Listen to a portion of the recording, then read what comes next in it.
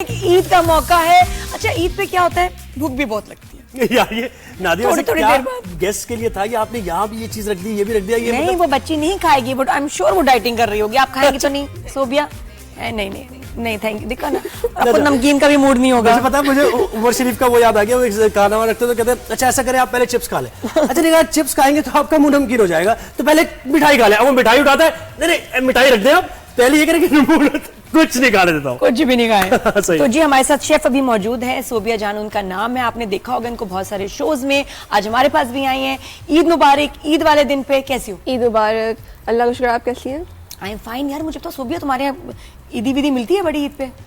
नहीं, गोश्त मिलता है खाली। हाँ। और मुझे लगता है कि जो शेफ का जो टाइटल होता है, चाहे हम रेस्टोरेंट में हो या घर पे हो, तो सब बोलते हैं शेफ हमारे पास है, छोड़ दो, हम रेस्ट कर रहे हैं, do whatever you want to do.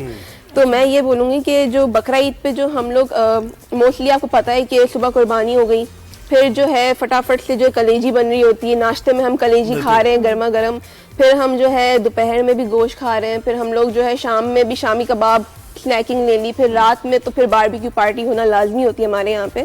तो मैं ये बोलूँगी फिर आपको ये होता है कि मेन्यू, सुबह क्या खाएं, दोपहर में क्या खाएं, शाम में क्या खाएं और रात में क्या खाएं। बड़े खाते पीते लोग हैं आप लोग। मुझे लगता है हर पूरा जो पाकिस्तान है, बकरा ईद में तो हमें चाहिए फूड। वैसे बकरा ईद के अलावा भी हम इतने फूडी हैं कि हमें चाहिए, पर मैं कहती हूँ कि अकॉर्डिंग टू योर हेल्थ, कि आपका पेट भी भरा रहे, दिल भी भरा रहे। तो अच्छा, मैं कलेजी की हीट निकालने के लिए क्या होता है? अच्छा, कलेजी में हम बात क्या करेंगे, बताएंगे आपको कि ये थोड़ी सी मेन्यू प्लानिंग और ये कि थोड़ी सी टिप्स भी कि आज खाना कैसे बनाना है। कलेजी की जो हींग है वो बहुत से लोगों को आती है लहसुन अदरक डालने के बावजूद भी। तो मैं कहूंगी जब आपके पास कलेजी आती है तो आप उसको कट करके वॉश करके आप उसमें हल्दी और तेल ऑयल लगा के उसको हाफ एन आवर रख दें, उसको फिर अच्छे से वॉश करें। नो गारंटी उसमें कोई स्मेल नहीं होगी। फौरी ना पकाएं, फौरी ना पकाएं, सिर्फ 15 मिनट भी। नो गारंटी स्मेल नहीं आएगी। गारंटीड नो गारंटी नहीं, गारंटीड स्मेल नहीं आएगी उसमें। और जो अक्सर गोश्त में भी स्मेल आती है, हाँ। तो मैं कहती हूँ उसको आप 1-2 आवर विनेगर में डाल के रख दें। पर अगर आपके पास 1-2 आवर आपको पता है नहीं होता, हमें तो झटपट खाना बनाना है, तो आपके पास जो रोटी का आटा होता है वो आपने उसके ऊपर लगाया 3 से 4 चम्मच, और 15 मिनट बाद आपने उसको वॉश किया और आपने नॉर्मली जैसे आप पकाते हैं वैसे पका लिया। एक चीज होती है ईद पे, जिस तरह लोगों के फैमिलीज जहाँ ना हो, जिस सिटी में, क्या करें वो 3 दिन, ठीक है ना, रिलेटिव्स ना हो, बहुत ज्यादा फ्रेंड्स ना हो, आप सोशल ना हो, तो ये भी होता है कि बोरियत हो जाती है। आप कितना टीवी देखेंगे, कितना सोएंगे। फिर एक होता है कि चलो आप रेस्टोरेंट जाओ, और रेस्टोरेंट्स का जो हाल होता है, ना सर्विस अच्छी मिलती है, ना खाना अच्छा मिलता है। ऐसा क्यों है सोबिया? अच्छा देखें, बाहर के मुल्क का तो मुझे नहीं पता, पर यहाँ पे जो रेस्टोरेंट हैं मुझे लगता है यहाँ पे ज़्यादा रश आवर हो जाते हैं ईद वाले दिन। और हमारे जो शेफ्स हैं उनको नो ऑफ डे होता है ईद वाले दिन, उनकी कोई ईद नहीं होती क्योंकि वो आपको सर्व कर रहे होते हैं। अच्छा, जहाँ तक बाहर मुल्कों की बात है, मैं खुद बाय बर्थ बाहर मुल्क सऊदीया में रही हूँ, तो वहाँ पे ईद का पता ही नहीं चलता आपको कि ईद क्या हो रही है, बकरा ईद की। वहाँ पे स्लॉटर हाउस में आपने दे दिया, आपको मीट आ गया। तो वहाँ पे ये होता है कि फिर जो हमारे घरेलू जो हमारी इनिशियल फैमिली होती है, फिर हम उनके साथ बैठ के जो है वो बारबेक्यू कर रहे होते हैं। और आप वहाँ पे आउटसाइड ऐसे जो हमारे जो इवेंट्स होते हैं वैसे नहीं कर सकते। आपका मुझे तो लगता है कि मूड खराब होता है रेस्टोरेंट्स में, ना ही जाएं क्योंकि क्राउडेड होते हैं। पिछले दिनों मैं गई हॉट पॉट खाने ना, बिल्कुल लीजा ने कहा भी चलना हॉट पॉट। आजकल ये इतना ट्रेंड है, मैं आपको बताऊँ 4 रेस्टोरेंट छोड़ के ना आपको हॉट पॉट मिल जाएगा। इतना माशाल्लाह कराची में ट्रेंड हो गया है। खैर एनीवे, हम लोग गए तो हमने रिव्यू देखे ना कि ये वाला हॉट पॉट ट्राई करना है। बाहर से इतनी खूबसूरत बिल्डिंग, लिट अप एवरीथिंग। हम जाके बैठे, अंदर गए ना, अंदर माहौल बाहर से डिफरेंट था। जो बाहर सेटिंग थी ना, अंदर से एकदम कुछ पुराना चली जाती तो और शायद सेलन टाइप ना वो मिल गई, तो बाहर से मैच ही नहीं कर रहा है। इतनी खूबसूरत well ma'am, can I have your keys, car keys, your shut up, कुछ भी नहीं। अंदर गए, माहौल ही कुछ और। उसके बाद ही किसी की और ही सालगिरह, बिल्कुल, तो गुब्बारे लगाए हुए।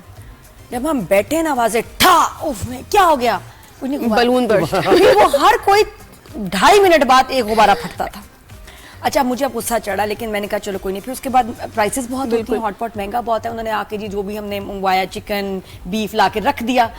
काफी देर वेट करने के बाद उसके बाद हॉटपॉट उन्होंने ला के रख के चले गए। अब सब चीजें पड़ी हैं, चूल्हा नहीं ऑन किया उन्होंने, बर्नर नहीं ऑन, तो अब कैसे? अच्छा, ये जो बात भी होगा ना, ये जो हाइप के बाद मैंने कहा I have to try hotpot.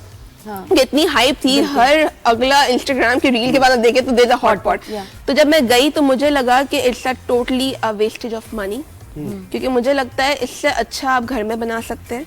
आपके पास जो है स्टॉक की सॉसेस आपको मिल रही हैं, आप वो ले लें, आप आराम से घर में बैठें और आपको जो चाहिए आप इजीली, मतलब अगर चिकन के प्राइस अगर 900 रुपीज चल रहा है तो वो आपको जो है 250 ग्राम 900 रुपीज में दे रहे हैं, तो मेरे लिए वो वर्थ नहीं रखता। मुझे लगता है कि यू शुड पकाना भी आपने खुद ने है। और मैं जहाँ पे खाने गई थी, अब यकीन माने मुझे तो इतनी गर्मी लगना शुरू हो गई वहाँ पे, मैंने कहा मैं वहाँ गई हूँ मैंने कहा इससे अच्छा मैं घर में बैठ के अपना एसी ऑन करके, अपना टीवी ऑन करके और मैं अपना एक अच्छा टाइम स्पेंड कर सकती। अच्छा सोफिया, क्या हुआ मैं बताया ना, उसने ऑन नहीं किया, बर्नर ऑन करते हैं वो, फिर आपका ब्रॉथ गर्म होता है, उसमें 15 मिनट, उसके बाद आप खाना डालेंगे 45 मिनट, तो 45 मिनट्स का प्रोसेस है। मैं खुद वहां घंटे से बैठी थी, भूख लग रही है, कोई बर्नर ऑन ना करे। मैं कहा भाई साहब, फिर और वहां से सोचो सेम टाइम हमारे फट फट फट। उसके बाद मैंने कहा बच्चों उठो, हम उठ के हम चले गए वहां से।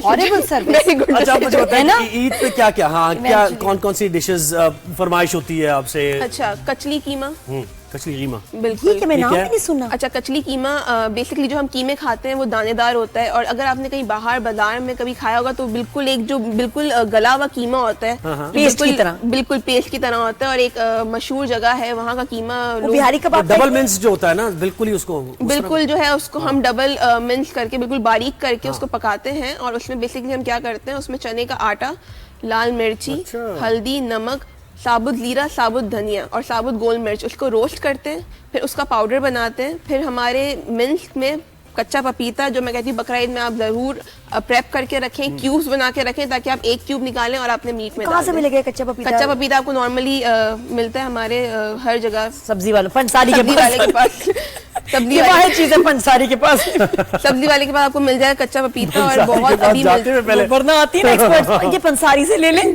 पंसारी से ले लें, तो मेरे एकदम मुंह से निकला ये पंसारी से। सब्जी वाले के पास मिलेगा, अच्छे मार्च में भी आपको मिल जाएगा, जो भी आपके पास। अच्छा जो बॉटल में होता है वैसे मीट टेंडराइजर, मीट टेंडराइजर जो है वो आप यूज करें, बट उसमें ज्यादा प्रिजर्वेशन ज्यादा होती है।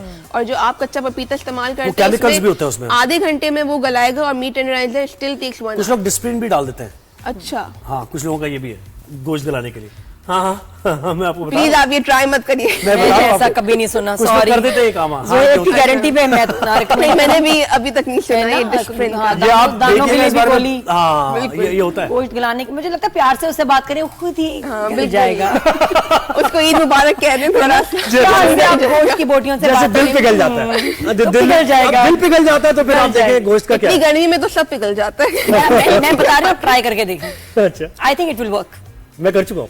फिर क्या हुआ? पिघल गया। ये बेगम की नहीं, आपकी सैरिश की बातें नहीं हो रही, ये गोश्त की बात हो रही है जी। अच्छा तो कीमे पे हम आते हैं, उस पे लहसुन अदरक और दही लगा के हाफ एन आवर रख दें, और ये सारा जो पाउडर मैरिनेशन है उसमें डालकर 2-3 टेबलस्पून ऑयल लें, क्योंकि जो गोश्त होता है उसमें इटसेल्फ वो ऑयल अपना जो है वो प्रोड्यूस करता है। फिर ये डाल के आपने आधा कप पानी डाल के उसको स्लो आंच पे पकाना है, फिर कोयले का दम देना है, और आप यकीन माने इतना गलावटी होगा और बहुत मजेदार बनेगा। सोबिया प्लीज, सोबिया मेरी दोस्त बन जाओ। बस मैं हूँ आपकी दोस्त।